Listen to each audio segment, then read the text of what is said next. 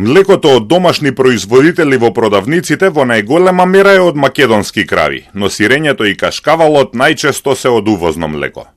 Македонија не произведува доволно за да ги задоволи своите потреби, па троши десетици милиони евра за увоз на млеко и млечни производи. Статистиката покажува дека производството на млеко во Македонија се намалува во изминатите 5 години. Во 2020-та, например, биле произведени 447 милиони литри млеко, по што почнува големиот пад.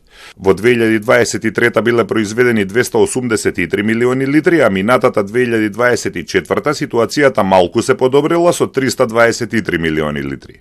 За 5 години производството се намалило за 30%. Се уште оди работата со сточарството надолу, бидејќи нашите откупни цени се мали, а малопродажните се многу високи и ќе дојде народот да страда за едно парче сирење и кашкавал и 1 литар млеко.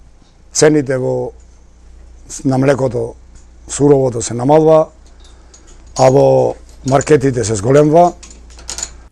Министерот за земјоделство вели дека позагрижувачкиот падот на сточниот фонд е намалувањето на производството на млеко. Токму затоа има промени во начинот на субвенционирање. Се намалува бројот на, односно субвенцијата на грло, а се зголемува субвенцијата по литар произведено млеко, се со цел да стимулираме производство на повеќе млеко и да се работи на генетскиот потенцијал.